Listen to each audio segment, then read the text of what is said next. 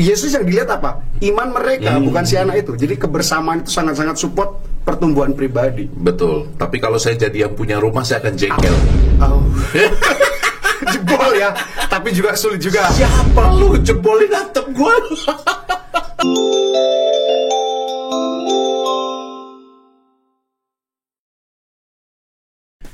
Hai semua, Romo Koko di sini. Dan saya Romo Wahyu juga di sini. Di studio SC Van Leeuwen. Dan kita bersyukur kita kedatangan Romo yang sangat spesial. Saya tuan rumah dari seri Antar Hati di channel Dehonian Indonesia. Kita bersyukur karena ini adalah seri yang kita khususkan untuk cakap-cakap, bincang-bincang seputar Prapaskah. Dan di tema kedua ini kita akan mengulas tentang pertobatan dan komunitas. Romo Wahyu kenalan dulu sebelumnya supaya disayang banyak orang. Makasih sudah mau menyayangi saya. Saya biasa dipanggil Romo Wahyu atau Moyu. Oh, Moyu. Tapi nama lengkapnya bisa dibaca ini ya, Christophorus Wahyu. Dan sekarang saya tinggal di Provinsialat SCY di Soak Simpur. Saya tinggal di sini untuk membantu di bagian kesekretariatan SCY. Itu tugas utama saya di sini. Dan wakil provinsial. Beliau juga adalah seorang penulis yang prolific. Ini ada 3 buku, 1 sedang dipersiapkan. Ini bukunya yang keren banget, Katolik Salah Kaprah. Saya akan zoom di sini. Kelihatan ya? Katolik Salah Kaprah. Ini buku yang beliau tulis karena banyak sekali salah kaprah. Romo, cerita tentang buku ini dong, Romo. Kenapa namanya Katolik Salah Kaprah? Jadi itu berangkat ketika saya keliling memberi pembinaan untuk para prodiakon. Banyak pertanyaan-pertanyaan yang sering muncul. Dan biasanya ada beberapa poin yang sering menjadi pertanyaan mereka. Pertama tentang bedanya orang Kristen sama orang Katolik. Padahal kan kita juga orang Katolik itu orang Kristen. Iya, sama-sama dipanggil Kristen. Terus mereka bilang, kenapa kok Katolik itu Roma sentris? Padahal sebenarnya bukan Roma sentris. Ya, ritusnya saja nanti. Tapi itu bisa dibaca di situ. Lalu juga ada poin penting menurut saya. Saya ngomongin tentang gereja itu bukan maskulin tetapi feminin. Di situ saya bilang itu. Oh, wow. Kan de facto memang yang menggerakkan banyak kegiatan kehidupan menggereja itu kaum wanita. Dan gereja mater, magistra. Dua-duanya itu feminin. Mater et magistra, ibu dan guru. Jadi silakan cari buku ini, buku Katolik Salah Kaprah di Rumah Dehonian. Ini penerbit SCY, kongregasi kami, yang diampu oleh Romo Ignatius Helis Andoko atau Romo Elis. Silakan cari ya, ada di Tokopedia, ada di Shopee, Anda boleh cari di kanal-kanal manapun, atau nanti silakan hubungi nomor admin Rumah Dehonian di sini. Iya. Oke, silakan pesan bukunya. Buku keduanya Bermain Bersama Yesus. Ini keren banget kalau Anda sampai jatuh bermainnya. Kaget. Jadi bagaimana caranya agar kebersamaan sehari-hari kita bisa menginspirasi hidup? Buku ini menjawabnya dengan bermain katanya. Jadi ini pendamping sekolah minggu, pendamping remaja Katolik, OMK, pendamping ibu-ibu. Ya, bisa. Boleh pakai buku ini. Pendamping bapak-bapak katekis, boleh juga pakai buku keren ini. Dan masih banyak buku lain. Ada bukunya Romo Elis yang lain, misalnya Celoteh Paus Fransiskus, keren banget. Bestseller ini. Ini bestseller. Doakan ya Paus Fransiskus, Anda bisa menemukan nanti kisah-kisah dan inspirasi bahagia dari beliau. Ini ada kisah sang pemenang. Ini biografi yang ditulis oleh Romo Guntoro bagi Romo Thomas Martin Fix. Keren banget. Jadi Romo, hari ini kita akan bincang-bincang seputar pertobatan dan komunitas.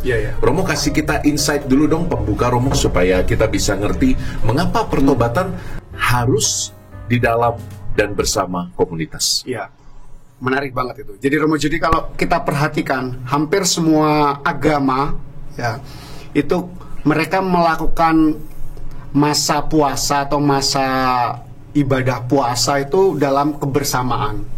Kalau kita konkretnya jelas ya, dalam agama Katolik kita mulai dengan Rabu Abu. Bukan hanya di tempat ini tapi di seluruh dunia.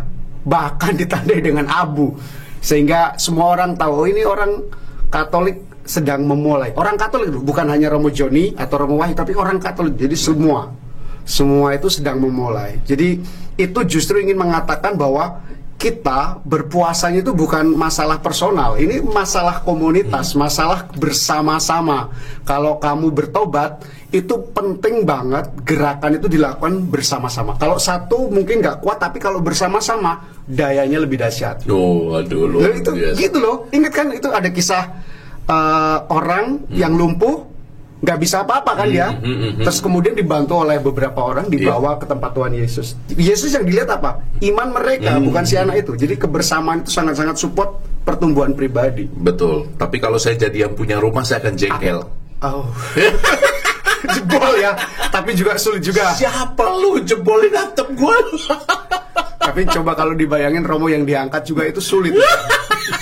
Butuh iman lebih banyak, iman orang yang lebih banyak. Kata-kata ini keras, siapa yang sanggup mendengar? Butuh iman orang yang lebih banyak lagi, bukan cuma 4. Tapi lihat, menariknya adalah kalau pertobatan dilakukan bersama-sama, mungkin ini adalah semacam remedi ya, atau perbaikan dari definisi dosa sendiri. Dosa itu kan, kalau cinta itu menginginkan yang baik bagi yang lain menurut Santo Thomas Aquinas, dosa itu kalau menurut Santo Agustinus dari Hippo itu ketiadaan Allah. Ketiadaan Allah itu dosa. Ketiadaan kebaikan dan cinta itu dosa. Maka bagaimana orang bisa mencinta kalau tidak ada yang lain gitu loh. Maka mungkin dosa selalu punya struktur sosial. Romo bisa jelaskan tentang ini, Romo. Mungkin kita berangkatnya dari sana, lalu nanti Romo bisa menghunjam lebih dalam tentang komunitas, Romo. Baik. Struktur sosial dosa. Saya pakai analog yang dipakai Paus Fransiskus ketika dia memulai tahun kerahiman. Dia mengatakan waktu itu hendaknya gereja itu menjadi hospital, ya. Memang ada kaitannya sama hospitality, tapi hospital rumah sakit.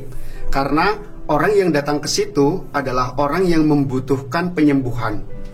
Nah, rumah sakit itu justru memberi ruang kepada si sakit supaya dia pulih, dan di situ kan ada banyak aspek yang saling bekerja, dari dokter, dari perawat, dari obat, dari orang-orang supaya penyembuhan itu terjadi.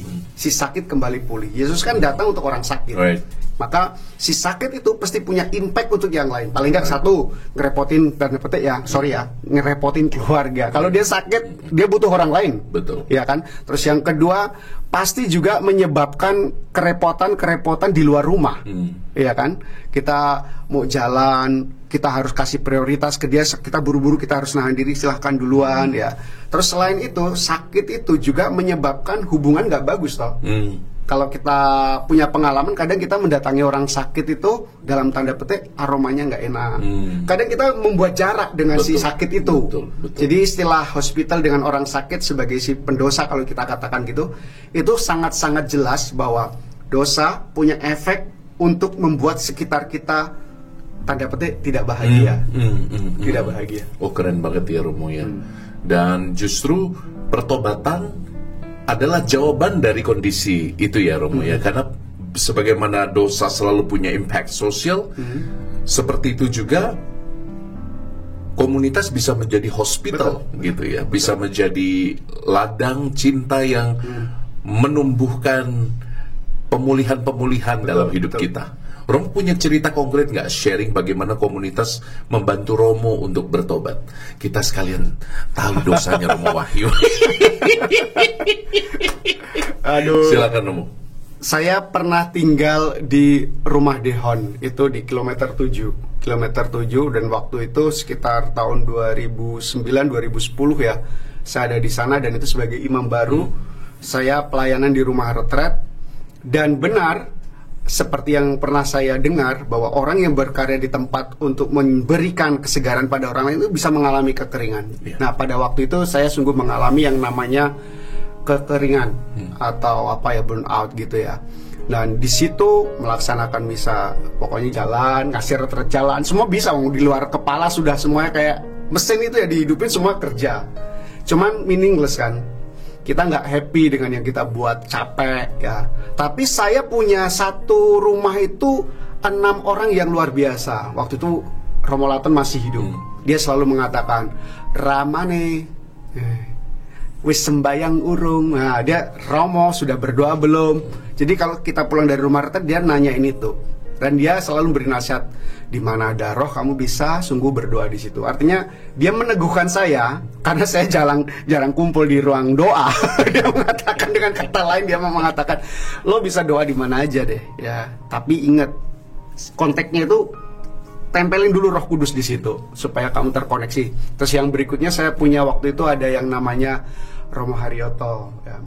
Dia sungguh-sungguh percaya sama saya ya. Saya cerita, Romo saya krisis loh. Nggak mungkin kamu krisis. Ayo kita jalan. Saya bantu gimana yang. Jadi benar-benar orang itu membuka diri untuk membantu kita keluar dari kesulitan, itu menurut saya sangat-sangat meneguhkan gitu ya. Terus ada juga waktu itu Romo Frido satu rumah, dan Romo Frido itu kan banyak menghibur dengan aneka cara dia. Jadi itu semacam lingkungan yang sungguh-sungguh kondusif untuk membuat saya dari rasa dalam tanda petik sakit atau dosa, karena semua berjalan seperti robot gitu, kemudian mulai ditata, dikasih oil gitu, terus kemudian dikasih support, dan kemudian ada harapan tidak pergi ya, justru menemplok di situ. Jadi benar-benar lingkungan itu bantu kita untuk kemudian benar-benar refresh ya. Syaratnya satu, saya mau. Syaratnya saya mau. Ya. Kan pertobatan itu juga mengandaikan komitmen diri bahwa saya akan benar-benar mau mengubah, bertransformasi, melakukan perubahan hidup. Kalau itu nggak ada, orang lain kerja apapun capek mereka, dan kita juga biasanya menghindar. Betul. Gitu. Kan pertanyaan Tuhan juga kepada si buta kan, apakah engkau mau sembuh? Ya, aku mau. Gitu kan. Jadi memang harus mulai dari personal, tapi Anda nggak bisa sendirian, teman-teman. Menurut saya. Persis seperti yang Romo Wahyu sharingkan tadi, pertobatan itu selalu akan menjadi lebih efektif, menjadi lebih ringan ketika kita sembuh bersama-sama. Dan mungkin ini ada kaitannya dengan bacaan pertama dari Misa Rabu Abu kemarin ya Romo dari kitab Nabi Yoel. Gimana Mo?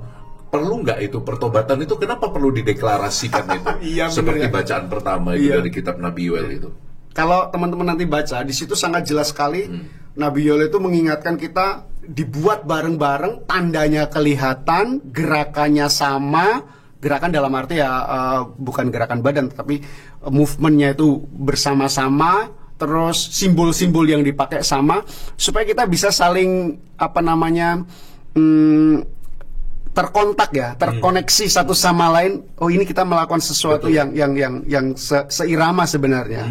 Jadi masing-masing tahu maksudnya apa. Nah, itulah yang terjadi di gereja sebenarnya kan. Kenapa nama bulan puasa kita itu Prapaskah, namanya sama. Terus kenapa hari Rabu, hari Jumat? Karena momen-momen itu menjadi kesempatan kita untuk sama-sama aware, sadar. Di hari ini kita harus lebih serius loh di hari. Kan kalau orang nggak punya hari yang jelas, waktu yang jelas, excuse-nya banyak. Excuse itu kan banyak itu.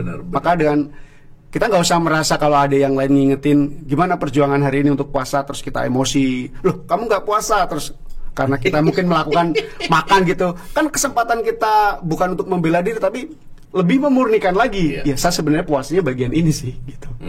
Kan tidak ada yang salah mendialogkan apa yang diperjuangkan, dan itu memurnikan menurut saya. Dan memurnikan kan gitu. Romo bacakan ya kutipan dari kitab Nabi Yoel ini bab 1 ayat 13 ini sampai 14 nih, coba dilihat.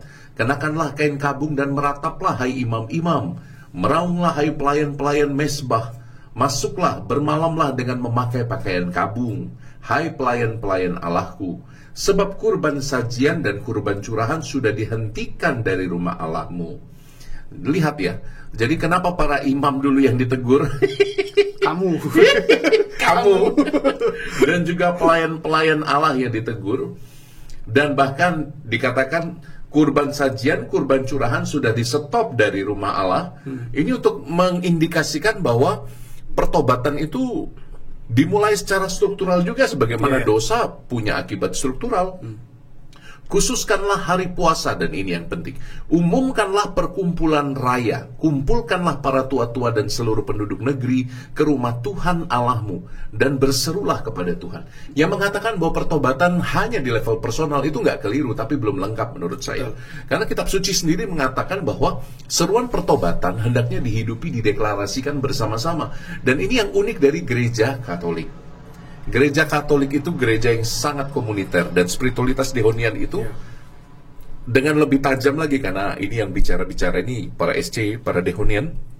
Spiritualitas kita itu membedah dengan sangat tajam pentingnya komunitas. Tidak ada loh karya di SC yang dilakukan sendirian ya Romo ya.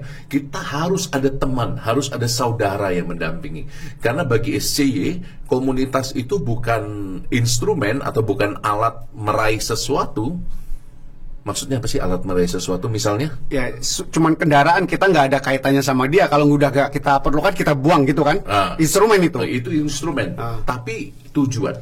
Komunitas, hidup berkomunitas bagi para SC adalah tujuan. Jadi kita berusaha untuk menghidupi komunitas, berusaha untuk menjadikan teman serumah itu sebagai saudara yang hangat, dekat, akrab, bersama-sama berjalan menuju kerajaan surga. Nah Romo, mungkin ada tips nggak Romo di bagian akhir video ini, di seri kedua, nanti ada seri ketiga juga bersama Romo Wahyu lagi.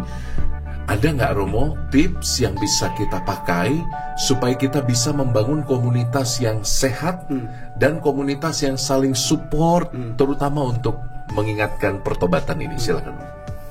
Yang pertama jelas bangun dialog ya, komunikasi lancar ya, nggak usah malu mengatakan saya sedang melakukan laku rohani ini. Kalau dulu mungkin sembunyilah kamu ya, tapi sekarang de facto kita butuh support bener deh dari orang lain supaya kita bener-bener ketika masa-masa tertentu hampir tolong aku dibantu disupport. Ini udah gak kuat lagi aku kalau melaksanakan laku rohani, tolong dibantu. Gengsi gimana? Dan justru di situ kan pemurniannya di situ Romo ya, kerendahan hati kita itu kan mendialogkan kebutuhan kita terhadap orang lain. Aku nggak mau tampak lemah Romo, aku nggak mau, aku bisa gimana tuh Romo? Nggak bener itu ya Romo ya? Ya gimana? Oh, kita itu semua punya keterbatasan ya, punya keterbatasan. Tapi Yesus kan ngajak kita ya supaya jangan mencabut yang ilalang toh. Tapi fokus pada sisi karunia, rahmat yang hendak kita perjuangkan tadi itu. Yang kedua, Romo. Yang kedua itu jangan lupa benar-benar punya waktu untuk menyadari. Sadar perlakuan yang saya buat kepada orang lain, sadar perlakuan orang lain terhadap saya, sadar apa yang hendak kita perjuangkan bersama. Itu penting. Supaya hidup dalam kesadaran bahwa ini momen sungguh-sungguh untuk membangun hidup yang lebih baik. Terus yang ketiga menurut saya ya, jangan lupa rekreasi. Rekreasi itu sungguh-sungguh membuat kita refresh. Komunitas yang humor, komunitas yang ada candaan ya, seperti kita minum bersama bersulang. Ini kebetulan air putih, bukan air ini berwarna. tidak diubah oleh Tuhan Yesus. Malam biasanya. Kalau diubah warnanya agak-agak merah sedikit, walaupun ada anggur putih. Tapi saya ingin mengatakan pertobatan itu juga harus ada humornya. Harus ada nuansa kita sungguh-sungguh bangun sense of humor gitu ya. Aku nggak tahu gimana bahasanya, tapi penting itu. Penting ya, Romo. Karena di situ kan kita jadi diri kita ngomongin apa yang perlu kita omongkan tanpa ada tedeng aling-aling, tetapi juga diterima dengan sukacita gitu. Jadi 3 hal itu menurut saya sih bisa membantu kita untuk membangun pertobatan bersama. Gak usah serius-serius banget dalam arti kaku gitu pertobatan, malah stres nanti. Ya, malah susah ya. Saya sih nggak ada kesulitan itu, Romo. Kan begitu banyak orang ketawa-ketawa sendiri di depan gadgetnya, ngakak-ngakak, lihat stand up komedi, ngelihat tayangan kita ini. Anda yang sedang menyaksikan kita, semoga tidak terpaku pada gadget. Habis dengerin kita berdua, nanti Anda bisa bangkit, jumpai komunitasmu, jumpai anggota keluargamu, jumpai orang-orang yang ada di kanan kirimu, tetanggamu, say hi, apa kabar, ramah, akrab. Kadang-kadang itu dibutuhkan. Iya, dibutuhkan itu. Butuh orang yang memulai kan itu sebenarnya. Kita harus jadi itu loh, trailblazer itu katanya ya, orang yang membawa obor pertama kali. Jadi saya pikir-pikir semoga kita di masa Prapaskah ini, ingat akan pentingnya sesama. Nah, seperti biasa, supaya sesinya tidak terlalu lama, kita akan doa penutup.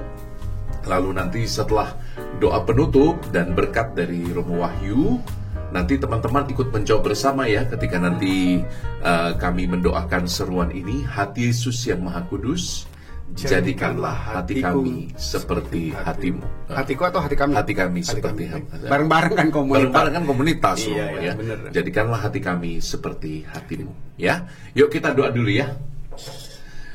Dalam nama Bapa dan Putra dan Roh Kudus. Amin. Bapa Maharahim, syukur untuk perjumpaan seri kedua ini. Kami mohon semoga Engkau berbelas kasih pada komunitas, anggota keluarga, pada orang-orang yang begitu mengasihi kami luar biasa. Dan juga kami mohon berkat-Mu untuk orang-orang yang kadang lewat begitu saja dalam hidup kami, tanpa sempat kami sapa, tanpa sempat kami berbagi cinta. Tuhan, kuatkanlah kami supaya dalam masa pertobatan ini kami benar-benar melihat sesama bukan sebagai musuh, tetapi sebagai perpanjangan tangan kasih-Mu yang mengingatkan kami untuk menjadi pribadi yang lebih baik, lebih dalam. Dan semoga Tuhan, masa-masa penuh rahmat ini kami hidupi dalam keakraban, kehangatan sebagai saudara. Kami mohon semua ini demi Kristus Tuhan dan pengantara kami. Amin. Amin. Kita mohon berkat dari Romo Wahyu.